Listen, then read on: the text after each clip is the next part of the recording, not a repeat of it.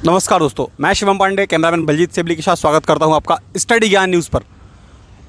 हम पहुंच चुके हैं हरौला और यहां की ग्राउंड रिपोर्ट को जानने का प्रयास करेंगे। हम जानने का प्रयास करेंगे कि यहां की स्थानीय स्थिति क्या है, स्थानीय निकायों में कार्य किस तरह हुए हैं, यहाँ की जनता महंगाई जैसे मुद्दों से किस तरह से त्रस्त है, चाहे वो क्राइम रिपोर्ट हो, क्राइम की स्थिति क्या है यहाँ पर, यहाँ के डेवलपमेंट के लिए उत्तर प्रदेश सरकार ने क्या कदम उठाए हैं, क्या यहाँ के लोग उत्तर प्रदेश सरकार के किए गए कार्यों से जी। हम पहुंच चुके हैं हरौला मार्केट और यहाँ से हम जानने का प्रयास करेंगे स्थानीय लोगों का वर्तमान सत्ता के प्रति क्या रुझान है, यहाँ के लोग क्या वर्तमान सरकार के कार्यों से खुश हैं या नहीं। जी भैया, तो आपके यहाँ 2022 में चुनाव है, 4.5 सरकार को काम करते हो गया है, तो आपको क्या लगता है सरकार ने जो इस 4.5 सालों में काम किए वो उनसे आप खुश हैं? संतुष्ट हैं हम। बहुत बढ़िया काम किया है योगी जी ने और मोदी जी केंद्र में, ये बहुत बढ़िया काम किए हैं और काम भी हो रहा है, ये सही है जी। हम इससे बहुत संतुष्ट हैं जी। भाई यहाँ पे ये कह रहे हैं कि ये सरकार के कामों से पूरी तरह संतुष्ट हैं, आप क्या कहना चाहेंगे? सर मैं सरकार के ऊपर जीता ही नहीं, कर रहा हूँ, खा रहा हूँ, कोई देता नहीं किसी। सरकार ने डेवलपमेंट के कुछ काम किए, रोजगार का मुद्दा हो, चाहे बिजली का मुद्दा हो, चाहे महंगाई का मुद्दा हो। हमारी निगाह में नहीं 1 रुपये का भी काम। जब परेशान है दुनिया तो किसका काम? पुल पे का मैं साइकिल दौड़ाऊँगा, जिसके पास गाड़ी उसी के मजे। तो आप ये कहना चाहे रोजगार के विषय में कोई काम खत्म हो गया जी। और महंगाई जो 200-150, हाँ जी, ये तो कह रहे हैं कि जीना मुश्किल है। ना तो बहुत बढ़िया। अब ये अलग अलग अपना अपना विचार है, अपना अपना मत है। भैया रुकिए ना, डिस्कशन में रहिए ना। अपना अपना मत है और अपना अपना विचार है। कुछ अलग अलग पार्टियां हैं, उनकी भी सपोर्ट में विचार की बात नहीं है, बात महंगाई की है कि पेट्रोल डीजल इतना महंगा। महंगाई तो अगर काम होगा, अच्छा, कोई चीज की शॉर्टेज होगी तो क्या काम हुए आपको क्या लगता है? नहीं, रोड का काम हुआ है, सफाई का काम बढ़िया चल रहा है, लाइट का बढ़िया प्रॉब्लम नहीं है, कोई दिक्कत नहीं है, तो ये सब काम चल रहा है। तो आगे आगे जैसे जैसे सरकार काम करेगी तो महंगाई भी बढ़ेगा, किसी चीज़ का शॉर्टेज होगा तो उसका भी जो है दिक्कत होगी, तो वो तो सहना पड़ेगा ना।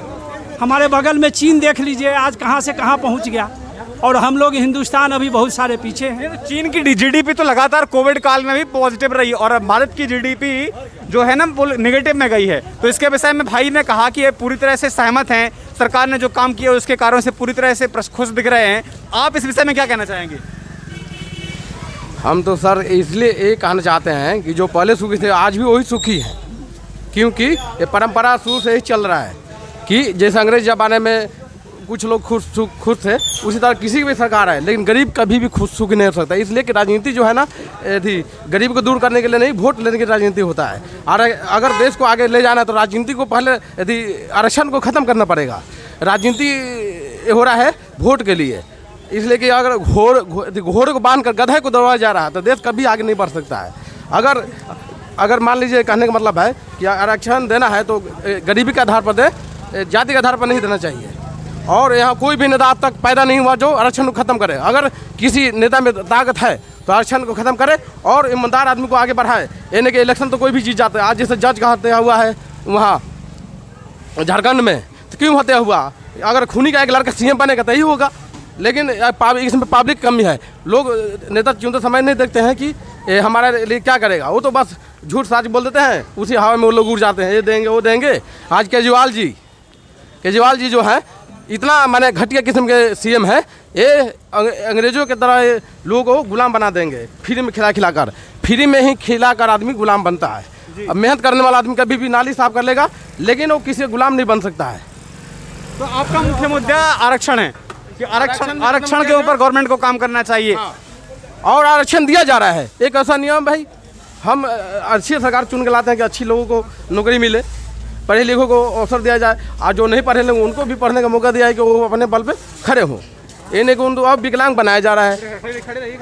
इसलिए और डिबेट में पब्लिक के लिए डिबेट में पब्लिक के लिए जनता को भी जनता जाएगी तो जनता के लिए कुछ आवाज़ उठाएगी, लेकिन जनता को नहीं बुलाया जाता है। नेता लोग पैसा देते हैं, वो अपना पार्टी को आगे बढ़ाई करते हैं, बस निकल जाते हैं। इसी में टाइम पास करके नेता लोग अपना उल्लू सीधा करके गलत नेता भी जीत जाते हैं झूठ सच बोल के। बहुत से नेता हैं कि पैसे के बल पे वो आते हैं तो काम क्या करेंगे? वो 2 करोड़ खर्च करते हैं, 20 करोड़ कमाते हैं, बिजनेस तो ठीक बनाते है, हैं। सारी पार्टियों के आपने विषय में ये कहा, तो ये लगभग तो सारी पार्टियां ने यहाँ पे उत्तर प्रदेश में सरकार में कार्य कर चुकी हैं। ये एक और कार्य है वास्तव में केंद्र सरकार का। तो मैं ये जानना चाहूंगा कि उत्तर प्रदेश सरकार के विषय में क्या आप कहना चाहेंगे? उत्तर प्रदेश सरकार से क्या आप ये उम्मीद रखते हैं, और यदि ऐसा है तो आपको क्या लगता है कौन सी सरकार ये आरक्षण के मुद्दे को सॉल्व कर सकती है?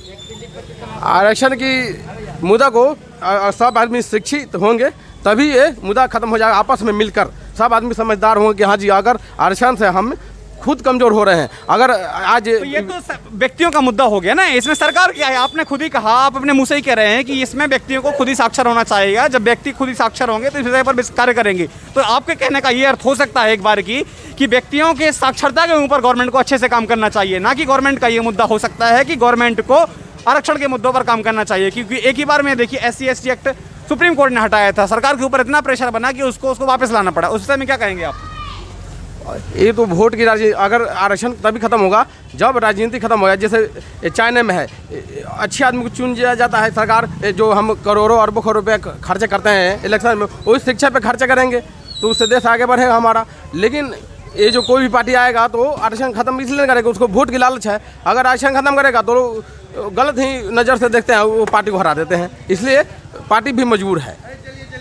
आज जब तक यदि राजनीति नहीं खत्म होगा, राजा की तरह देश चलेगा, तब जाके राजनीति खत्म होगा, यदि वो आरक्षण खत्म होगा। लेकिन लोग तो बिजनेस बना लिए हैं यदि इलेक्शन को। राजा की तरह संबंध यानी मोनार्की का सपोर्ट है। और यहाँ पे लोग चाइना के मॉडल से काफ़ी खुश नजर आ रहे हैं। हमने दो लोगों को सहमति, दोनों लोगों का चाइना के मॉडल से। तो आप क्या कहेंगे आरक्षण के मुद्दे पर, कुछ कहना चाहेंगे आप? आरक्षण तो खैर ये अब पहले से बना हुआ है जी। आरक्षण अगर ख़त्म हो जाए तो ये सबसे बहुत बड़ा बढ़िया काम है। लेकिन ये जल्दी होने वाला भी नहीं है, ये हटेगा भी नहीं। आपको लगता है किसी गवर्नमेंट के बस की बात नहीं है ये? गवर्नमेंट का भी बस का बात नहीं है, क्योंकि ये गवर्नमेंट अगर हटाएगी तो उसके ऊपर क्लेम लग जाएगा, या वो सरकार गिर जाएगी या सरकार नहीं चलेगी। तो ये कुछ तो इसका असर तो पड़ेगा। अगर एकाएक कोई अगर सरकार इस तरह करती है तो ये बहुत बड़ा नाम आएगा। अच्छा, तो बिल्कुल सरकार से उम्मीदें करना वाजिब है या नहीं, ये कहना बड़ा चिंता का विषय है। क्योंकि सरकार के बस की बात है भी या नहीं, यह सरकार इन मुद्दों पर जब भी बात करती है तो सरकार की उठापटक की बारी आ जाती है। सरकारी सत्ताएं, कई सत्ताएं आती हैं, कई सत्ताएं जाती हैं। हम फिर भी यहाँ पे कुछ युवा वर्ग हैं, उनसे भी जानने का प्रयास करेंगे कि आपके डेवलपमेंट के लिए यहाँ पर क्या कार्य हो रहे हैं। जी अंकल, आप बताएंगे कि उत्तर प्रदेश सरकार 4.5 सालों से है, यहाँ पर तमाम मुद्दे उठाए गए लोगों के द्वारा, चाहे वो आरक्षण का मुद्दा हो, चाहे डेवलपमेंट का मुद्दा हो, चाहे महंगाई का मुद्दा हो। आप इस विषय में कुछ बताना चाहेंगे? क्या कुछ डेवलपमेंट नहीं हो रहा जी योगी सरकार में जी। और उन्होंने बेरोजगारी बढ़ गया है, जी यही सब है। जी, आपने सिक्योरिटी गार्ड की वर्दी पहन रखी है, तो आप कहीं जॉब में भी परेशानी है, हर जगह का ना है, ढूंढते नहीं मिल पाता है जॉब आसानी से। तो रोजगार की समस्या है, और यहाँ पे महंगाई वाली समस्याएं को क्या हाल है? महंगाई तो बहुत बढ़ गई है। तो क्या लगता है सरकार बदलाव की ओर है इस बार? बिल्कुल बिल्कुल बदलाव जरूरी है। तो आपकी बार किसकी सरकार? कांग्रेस की सरकार। जी, कांग्रेस का रुझान है यहाँ पर, कांग्रेस सरकार की ओर लोग बढ़ रहे हैं। हम तमाम और लोगों से जानने का प्रयास करेंगे। यहाँ पर कुछ हमारे पास ठेली वाले लोग हैं। तो आपके डेवलपमेंट के लिए उत्तर प्रदेश सरकार ने एक योजना लगाई थी, स्ट्रीट वेंडर योजना। अंकल बाद में नंबर भैया, यहाँ पे हमारे लोग स्ट्रीट में कुछ और लोग हैं जिनसे हम जानने का प्रयास करेंगे कि वास्तविक स्थिति क्या है। आपके डेवलपमेंट के लिए, आपके रेहड़ी पटरी वालों के लिए सरकार ने एक स्ट्रीट वेंडर योजना लागू की थी, जिसमें 10,000 लोगों को कर्ज मुहैया कराया गया था। उसमें उत्तर प्रदेश का अव्वल नंबर पे स्थान भी है। तो आपके डेवलपमेंट के लिए किस प्रकार के कार्य हुए हैं? देखिए, मैं ये कहना चाहता हूँ कि महंगाई तो ठीक है, महंगाई बढ़ा है तो विकास भी हुआ है। टोटल सूचना न्यूज़। महंगाई बढ़ा है तो महंगाई के हिसाब से विकास भी हुआ है। सरकार चाहे जो कोई भी है, कांग्रेस हो, भाजपा, जो कुछ है, उससे कोई मतलब नहीं है। सरकार भी अच्छे काम कर रही है। महंगाई के हिसाब से जो है कि योजना जो भी लागू है वो राइट है, उनका बिल्कुल राइट है। मगर मैं ये कहना चाहता हूँ कि जो सरसों का तेल है, राशन है, खाने पदार्थ जो भी है, वहाँ से आते आते यहाँ पे एक बोतल पर 20 रुपया लिया जाता है, 15 रुपया लिया जाता है। इस पे सरकार को क्यों नहीं सरकार फोकस करती है? जी बिल्कुल, महंगाई की मार से लोग त्रस्त हैं। महंगाई का मुद्दा कुछ लोगों के लिए मैटर कर रहा है। कुछ लोगों का तो सीधा कहना है कि महंगाई चाहे 200 पहुँचे, चाहे 500 का तेल हो, हमें उससे कोई मतलब नहीं, हम तो सीधे बीजेपी कट्टर समर्थक हैं। इसे कट्टर बीजेपी समर्थन भी देखने को यहाँ पर मिल रहा है। जी, दूसरी बात, ये इतनी बड़ी बिल्डिंग है जी इसको भी थोड़ा दृश्य दिखा दीजिए। यहाँ से लेके वहाँ तक ये बिल्डिंग है। इसमें 200 देसी पौवा इंग्लिश पौवा 200 देसी और इंग्लिश पौवा यहाँ मिलता है। और लोग कह रहे हैं महंगाई है। अरे कहाँ महंगाई है? 200 सफाई कर्मचारी से भी पूछा जाए कि 200 पौवा रोज यहाँ निकलता है दारू का और महंगाई है। तो जिसके लिए महंगाई है उसके लिए महंगाई है, जिसके लिए महंगाई नहीं है उसके पास पैसे ही पैसा है। और पौवा 200 यहाँ रोज जमा होता है बोरी में खाली। ये बिल्डिंग यहाँ से लेकर यहाँ तक यही सफाई करने वाले कर्मचारी है, पूछा जाए 200 तो यहाँ पर शराब की बिक्री से परेशान है, क्या कहना चाहेंगे? शराब की ज़्यादा मारामारी चल रही है, शराब ज़्यादा बिक रही है। अच्छा, मतलब इस महंगाई के जोर में शराब की बिक्री धड़ाधड़ चल रही है। लोगों के पास शराब के लिए तो पैसा है, लेकिन रोज की जरूरतों के लिए लोगों के पास पैसा नहीं है। ये यहाँ के स्थानीय प्रशासन के लोगों का कहना है। और सफाई वाले का पेमेंट कम कर दिया गया है। जी, उत्तर प्रदेश सरकार से लोग दुखी तो हैं, मिला जुला मत देखने को मिल रहा है सफाई वालों का, कर्मचारियों का, चाहे वेतन हो, चाहे गरीबों के प्रति रोजगार की कमी हो, चाहे। लेकिन यहाँ पर जो कोविड का जो सेकेंड वेव था उसमें सरकार किस तरह सफल रही, कुछ बताना चाहेंगे आप? बहुत बढ़िया सफल रहा। ऑक्सीजन सिलेंडर के दाम चौगुने करके बेचे गए, उसमें क्या कहेंगे? हाँ जी, ऑक्सीजन सिलेंडर तो वो तो कालाबाजारी हो गई। अच्छा। वो तो कालाबाजारी कर रहे हैं। और पब्लिक को खुश करना, तो ये रामचंद्र जी के राज में भी पब्लिक खुश नहीं हुई। तो रामराज आ गया यूपी में? नहीं, रामराज नहीं आया, लेकिन पब्लिक खुश नहीं हो सकती। उस समय भी नहीं है, लेकिन आएगा। रामराज आएगा, 100% आएगा। लेकिन आप ये देखिए क्राइम का ही देख लीजिए। जब तक जोगी जी रहेंगे रामराज आएगा, जरूरत देर है अंधेर नहीं है। इसलिए कि सबसे महंगाई के कारण, महंगाई के कारण सबसे ज़्यादा है जनसंख्या। अगर हमारे पास अगर संसाधन 10 आदमी के खाना खुराक है और 20 आदमी अगर कोई आ जाए तो कहाँ से हम खिला पाएंगे? उसी तरह सबसे जड़ जनसंख्या है। अगर कांग्रेस वाले ने 50 साल पहले जनसंख्या पर कानून बना देते तो आज हमारी समस्या कब के दूर हो जाती। लेकिन लोग समझने के तैयार नहीं है। एक आदमी के 10 बच्चे पैदा होते हैं, वो 5-5 हज़ार रुपये नौकरी कर लेते हैं, वो तो 50 हज़ार कमा लेते हैं। लेकिन शरीफ आदमी को भी दिक्कत हो रहा है इसके चलते। गलती दूसरे करते हैं, हर जाना भरना पड़ता है शरीफ आदमी को। तो ये आज भी शरीफ आदमी गुलाम है। रोड पे चलना शरीफ आदमी के लिए बहुत मुश्किल है। आज जोगी जी की रही बात, तो जोगी जी ऐसा इंसान है कि यूपी को चला रहे हैं। कोई दांगा फरदार नहीं हुआ और नहीं होने देंगे। ऐसा सीएम हर स्टेट में होना चाहिए, मर्द। जो आजकल लोग हैं, लालची लोग जो हैं, जो जोगी जी को हराने के लिए बहुत बेचैन है। चोर लोग जो हैं वो चाह रहे हैं कि जोगी जी कब हटें। और जोगी जी को इंसान आदमी पढ़े लिखे जितने लोग हैं पढ़े लिखे, वो जोगी जी को साथ देंगे तन धन मन धन से। जोगी जी को साथ दीजिए, मोदी जी को साथ दीजिए। ये जरूर। अमेरिका भी कुछ नहीं है। अमेरिका की जनसंख्या 40 करोड़ है, हमारी जनसंख्या 150 करोड़ से भी ज़्यादा अगर सही से गिनती की जाए तो मान लीजिए अगर आज इंडिया की जनसंख्या 40 करोड़ होती तो अमेरिका भी हमारे कदमों के नीचे। इंडिया ऐसा देश है कि यहाँ हर चीज़ मिलता है, जो इंडिया मिलता है वो अमेरिका में नहीं मिल सकता। अमेरिका क्या है? कुछ नहीं है इंडिया का क्या। और लोग सही सोच रखे तो। जी बिल्कुल, उत्तर प्रदेश सरकार से उम्मीदें लगातार हैं। लोग उत्तर प्रदेश सरकार के कार्यों से खुश हैं, लेकिन कहीं ना कहीं जब मुख्यमंत्री की बात आती है तो लोग पूरी तरह से योगी आदित्यनाथ के समर्थन में आते हैं। हमारे भी सफाई कर्मचारी संभवतः हैं, हम उनसे जानने का प्रयास करेंगे कि उत्तर प्रदेश सरकार के कार्यों से क्या सहमत हैं, क्या आपके पेमेंट समय समय पर हो रहे हैं, या तमाम प्रकार के जो कार्य उत्तर प्रदेश सरकार की तरफ किए जा रहे हैं उससे आप किस तरह से? 160 कमरों में 4,000 रुपये दे रहे जाइए। जी हाँ जी, बहुत परेशानी हो रही है साहब, और वो भी टाइम पे नहीं है। मकान मालिक का ये हाँ।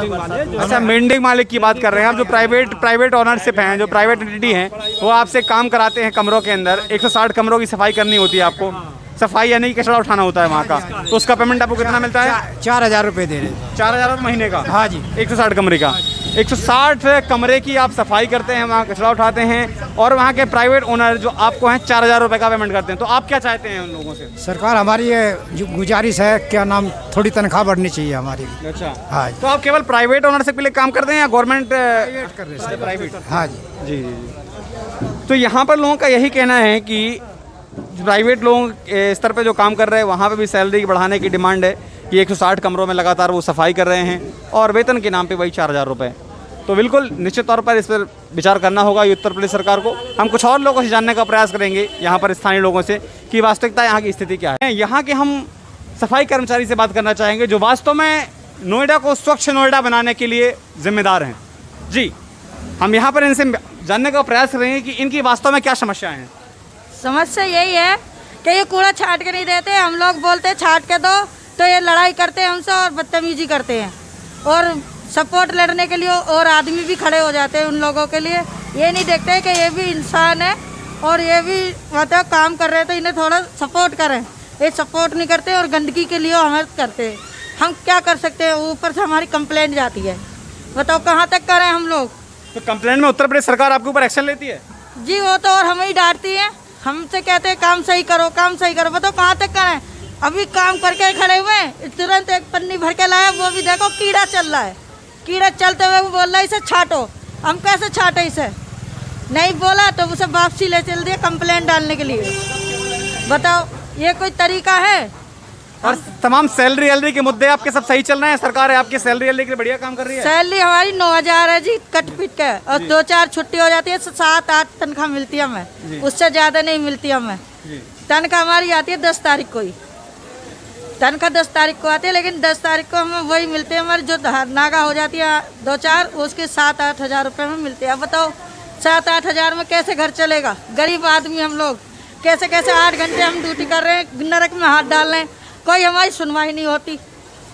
बताओ स्थानीय लोगों के लिए वास्तव में ये बड़ी समस्या का विषय है, क्योंकि ये वो व्यक्ति हैं जो हमारे जीवन को साफ सुथरा बनाने के लिए जिम्मेदार हैं। हरोला गांव में कीड़े चलते थे, इसी हरोला गांव में कीड़े चलते हैं। आज मेरी उम्र 40 साल है और मैं यहाँ पे 5 साल की आई हुई हूँ, और 5 साल की में मेरी 40-42 साल उम्र है। इस हरोला में जितनी अब सफाई है उससे कभी सफाई नहीं हुई, लेकिन अब जितनी हम कर रहे हैं उतनी ही हमें तंग करते हैं लोग, लड़ने मरने तैयार हो जाते हैं। जी आप भी कुछ कहना चाहेंगी? जी तमाम तरह की समस्याएं सफाई कर्मचारियों के लोगों का चाहे सपोर्ट हो, तो मैं स्थानीय लोगों से, सरकार से तो कहूँगा इनके हित में काम उठाएं। स्थानीय लोगों से भी अनुरोध करूँगा कि सफाई कर्मचारियों का सम्मान करें, क्योंकि वास्तविकता में ये वो लोग हैं जो आपके शहर को साफ सुथरा बनाने में मददगार होते हैं। वरना ये कचरा महीनों तक पड़ा रहेगा, सरकार भी कुछ नहीं कर सकती इसमें, क्योंकि सरकार को भी कहीं ना कहीं इनका सपोर्ट की आवश्यकता है। आपको इनका सहयोग करना चाहिए। मैं शिवम पांडे, कैमरामैन बलजीत सेबली के साथ पहुंच चुका हूं इस समय हरोला मार्केट के अंदर। हम यहां पे स्थानीय लोगों के तमाम मुद्दों को जानने का प्रयास करेंगे। स्थानीय लोगों की क्या समस्याएं हैं, स्थानीय लोगों की सरकार से क्या उम्मीदें हैं, या क्या उम्मीदें पिछले 4-4.5 साल पहले रही हैं, और सरकार क्या इन कार्यों को करने में सफल रही है अथवा नहीं। सरकार के तमाम कार्यों की हम यहाँ पर विश्लेषण करेंगे, आपको दिखाएंगे ग्राउंड रिपोर्ट, यहाँ की ज़मीनी हकीकत क्या है। हम तमाम लोगों से मिलने का प्रयास करेंगे।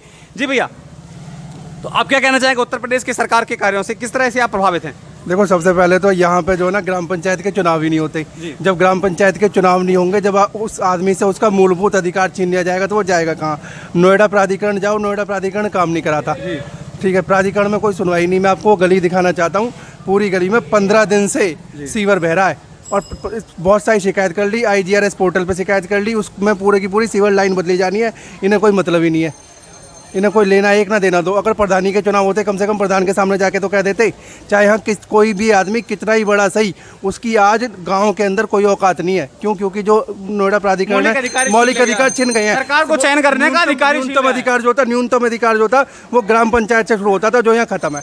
यहाँ कोई नगर निकाय नहीं है, ना नगर निगम है, कुछ नहीं है। यहाँ से विधायक, सांसद और नोएडा प्राधिकरण 3 चीज़ें हैं, और तीनों में से कोई गाँव को सुनता नहीं। जी बिल्कुल, जब सत्ता के विकेंद्रीकरण की बात हुई थी, जब राष्ट्र का निर्माण हुआ, तो सत्ता के विकेंद्रीकरण में सर्वोपरि भूमिका ग्राम पंचायत को दी गई थी। अब इस बता दूं, हरोला ग्राम पंचायत पहले हुआ करता था, लेकिन पिछले कुछ समय से अब इसको नोएडा प्राधिकरण के अंदर कर दिया गया है, क्योंकि नोएडा का जैसे जैसे डेवलपमेंट हुआ, तो ये क्षेत्र पूरी तरह से नोएडा के अंदर आते गए। तो यहाँ पर अब नोएडा प्राधिकरण गवर्नमेंट रूल कर रही है। तो यहाँ के लोगों को स्थानीय समस्या सबसे बड़ी है कि उनका एक मौलिक अधिकार, जो सरकार को चयन करने का अधिकार था, वो छीना जा चुका है। तो लोगों का सरकार से निवेदन है कि सरकार यहाँ इनके मौलिक अधिकारों को दें, या तो जो पार्षद इलेक्शन होते हैं उसमें सम्मिलित करें। ना तो यहाँ पे आपको पार्षद की वोट देने को मिल रही होगी। यहाँ कुछ नहीं है मौलिक अधिकार, ना यहाँ नगर निगम है, ना पार्षद का चुनाव है, ना ग्राम पंचायत है। यहाँ सांसद और विधायक 2 ही चुनाव होते हैं। अच्छा, जो न्यूनतम स्तर है, न्यूनतम स्तर जहाँ से हम नीचे से ऊपर जाएंगे, तो यहाँ नीचे कुछ है ही नहीं। हमें सीधे फर्स्ट मंजिल पर चढ़ना है, जो हम कूद ही नहीं सकते। कोई भी आदमी पंकज सिंह तक डायरेक्ट जा नहीं सकता, डॉक्टर साहब तक नहीं जा सकता, जो न्यूनतम है। ठीक है, हाँ बहुत से लोग स्कॉर्पियो लेके जा सकते हैं, लेकिन जो आदमी साइकिल से चल रहा है और मोटरसाइकिल चल रहा है, वो नहीं जा सकता। बिल्कुल, इन्फ्लुएंसर लोग हैं, उनके लिए तो कोई दिक्कत नहीं है, चाहे वो विधायक हो, चाहे वो सांसद हो, लेकिन एक ज़मीन से जुड़े व्यक्ति को शायद एक सांसद तक पहुंचना एक बड़ी बात हो सकती है। तो सरकार को इस पर कदम उठाने चाहिए। तो नोएडा जो प्रशासन है वो आपकी इसमें मदद नहीं कर रहा है। कहता रहा हूँ, नोएडा प्राधिकरण को लिख के दिया, लिखित में दिया, 15 दिन हो चुके, जेई को बोला, सबको बोला, हाँ हूँ ही हाँ करते हैं, कुछ कोई आगे रिस्पॉन्स उसका ढंग से नहीं मिला। रिस्पॉन्स है नहीं। 1976 में हमारी ज़मीनें गई थी, नोएडा ने कहा था कि भैया पूरा विकास जो है वो नोएडा प्राधिकरण द्वारा कराया जाएगा, लेकिन आज तक कुछ भी नहीं हुआ। जी, आप इस पे इनकी बात से सहमत हैं? क्या कहना मैं चाहेंगे? बिल्कुल सहमत, जो हमारे भाई कह रहे हैं बिल्कुल यही मेन समस्याएं यही हैं भाई। नोएडा प्राधिकरण यहाँ पर कोई विकास का कोई काम नहीं कर रहा। आप देख ही रहे हो सीवर लाइन कितनी गंदगी, छोटे बच्चे से लेके बुजुर्ग तक सब लोगों को इसी से बीमारियाँ फैल रही हैं। अब जब मेन चीज़ तो ये है कि जब गंदगी रहेगी जहाँ पर, तो वहाँ पर तो कोई क्या विकास क्या डेवलप मान लो उसको जो है। नोएडा प्राधिकरण तो मतलब अपना आँख मूंद के बैठा है, उसको तो बस ज़मीनें बेचनी है। मतलब जो चीज़ पुराने समय में कोडीन के भाव ले ली किसानों से, आज उसके ऊपर ये इतने मतलब आप पता ही है कि ज़मीनों के रेट क्या क्या भाव में कोडीन के भाव ले ली किसानों से। और कोई भी मतलब किसानों के गांव के लोगों के लिए तो कोई विकास है ही नहीं। बताइए कि नोएडा क्या कर रहा है? गांव के जो मूलभूत हमारी सुविधाएं वो भी नहीं मिल रही, पानी नहीं मिल रहा, सीवरों के सही तरीके से सफाइयाँ तक नहीं होती, और पूरी गंदगी ऐसी गली गली में सब रास्तों में, कोई विकास का काम नहीं है नोएडा में। यहाँ पर नोएडा प्राधिकरण जितना भ्रष्टाचारी है बस, और कोई काम नहीं हो रहा है यहाँ पर। जी, यहाँ पर मैं कुछ देर पहले आया था तो तमाम लोगों से मैंने डिस्कशन करने का प्रयास किया, तो लोगों में एक भारतीय जनता पार्टी के लिए एक उत्साह देखने को मिला। किंतु जो बातें हैं और डेवलपमेंट की बात करें या स्थानीय निकाय की बात करें तो वहाँ पर स्थिति विपरीत दिख रही है। तो मैं जानना चाहूँगा, क्या वो उत्तर प्रदेश सरकार को इस विषय में जिम्मेदार ठहराती हैं या इसकी पूर्ववर्ती सरकारों को इसके विषय में जिम्मेदार ठहराती हैं? तो आपका क्या कहना है कि ये उत्तर प्रदेश सरकार की जिम्मेदारी थी? पिछले 4.5 सालों में उत्तर प्रदेश सरकार को इसकी व्यवस्था करनी चाहिए थी, या अभी आप उम्मीद रखते हैं कि आने वाले फिर से जो 22 के चुनाव हैं इसमें अगर उत्तर प्रदेश सरकार किस प्रकार के कार्यों करेगी? देखो, नगर निकाय प्रधानी जो छोटी छोटी चीज़ें हैं ना, जो जहाँ से जिस स्तर से होता है, अगर हम स्कूल की बात करें तो जब बच्चा नर्सरी में जाएगा तभी वो 10वीं तक पहुँचेगा। तो यहाँ सबसे बड़ी चीज़ उत्तर प्रदेश सरकार को कम से कम यहाँ पे पूरा जो क्षेत्र है, गौतम बुद्ध नगर का जो क्षेत्र है, या नोएडा प्राधिकरण जो 1976 में बना, 1991 में ग्रेटर नोएडा प्राधिकरण बना, 2001 में इन्होंने यमुना एक्सप्रेस वे प्राधिकरण बनाया, तीनों प्राधिकरण से इन्होंने प्रधानी और ग्राम पंचायत खत्म कर रखी है। तो यहाँ नगर निकाय कुछ ऐसा एक माध्यम बनाया जाए, जैसे सेक्टरों में भी RW है जिसको अधिकार नहीं दिए गए हैं, लेकिन फिर भी कुछ है तो हम उनसे जाके कह सके, तो न्यूनतम स्तर जो है ना वो सुधारा जाए। क्योंकि हम डायरेक्ट जाके योगी जी से नहीं कह सकते, लेकिन जो न्यूनतम वाला है उसे तो जाके पकड़ सकते हैं।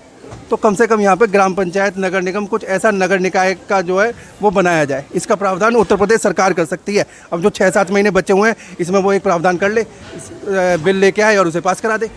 जी, जिम्मेदार अधिकारी, एक जिम्मेदार अधिकारी सरकार जब बात करें टेक्नोलॉजी की तो वहाँ पे ट्विटर से कहती है, फेसबुक से कहती है, व्हाट्सएप से कहती है कि आप एक जिम्मेदार अधिकारी की बात करें, आप टेक्नोलॉजी के विषय में इतने जागरूक हो सकते हैं कि व्यक्ति को एक टेक्नोलॉजी से जो समस्या आ रही है या उसमें जो व्यक्ति का डाटा लीक हो रहा है वहाँ पर एक जिम्मेदार व्यक्ति होना चाहिए। लेकिन जब बात आती है स्थानीय निकाय की तो वहाँ पर उत्तर प्रदेश सरकार क्या करती है, ये देखने लायक है। तो बिल्कुल लोगों की उम्मीदें फिलहाल बरकरार हैं उत्तर प्रदेश सरकार से कि उत्तर प्रदेश आने वाले समय में या 6.5 महीने में इस तरह के कार्य करेगी। तमाम और कुछ युवा वर्ग भी हमारे साथ है, हम उनसे भी जानने का प्रयास करेंगे। उत्तर प्रदेश सरकार लगातार डेवलपमेंट के कार्य में व्यस्त है, चाहे वो पूर्वांचल एक्सप्रेस हो, चाहे गंगा एक्सप्रेस हो, चाहे जो भी डेवलपमेंट के कार्य हैं। इससे आप किस तरह से प्रभावित हैं? कोई बात नहीं, कोई बात नहीं। आप कुछ कहना चाहेंगे इस विषय पर? हेलो, हाँ जी, मोदी जी से मैं अपील ये करना चाहता हूँ, जो भी काम चल रहा है सही चल रहा है, लेकिन मार्केट में काम अभी कंपनियां में बहुत कम आ रही है जी। मार्केट कम है, लेकिन मोदी से ये अपील है कि जो भी केस उस चलता है, जो भी ज़मीन जायदाद के बारे में जो भी केस होता है, वो जिसका ज़मीन है उसको लिख देता है और उस पर लड़ाई मोदी करने लगते हैं। जो दूसरा नहीं आता है वो दे देते हैं। वो जिसका ज़मीन है उसका हक तो देना चाहिए। केस चलता गया, इसका फाइनल हो ही नहीं रहा है केस का बारे में। जिसका वो पुलिस को भेजवाइए, जिसका ज़मीन है उसको अपील करवाइए। मैं बहुत दिन से फंसा हुआ हूँ, 20-15 साल हो गया हमको ज़मीन ले करके। ज़मीन जो बेचा है उसका सबूत है, लेकिन हमारा नाम नहीं हो पा रहा है। ऐसा क्यों मोदी जी के बारे में हो रहा है? योगी जी के मेरा बलिया जी घर पड़ता है, उत्तर प्रदेश का रहने वाला हूँ मैं। ऐसा क्यों हो रहा है? ये मोदी जी को, योगी जी को देखना चाहिए जा करके कि ऐसा क्यों हो रहा है ज़मीन के बारे में। कब से परेशान है आप? कब से परेशान है ज़मीन को लेकर? 12-15 साल हो गया मेरा। जी 15 साल हो गया। मैं बता दूं कि उत्तर प्रदेश सरकार ने हाल ही में एक योजना लॉन्च की थी जो इसी विषय से थी, जो स्थानीय निकायों में ज़मीनी स्तर पर जो ज़मीन के मुद्दे हैं उनको स्थानीय अधिकारियों के साथ मिलकर के उनको निपटाने का प्रयास किया गया है। हालांकि उत्तर प्रदेश सरकार उसमें काफ़ी हद तक सफल भी रही है, लेकिन स्थानीय निकाय का कहना है कि यहाँ पर अभी कुछ लोगों को ऐसी समस्याएं हैं, तो निश्चित तौर पर यहाँ के लोगों को ये भी उम्मीद है कि उत्तर प्रदेश सरकार इसको कार्य करने में सफल होगी।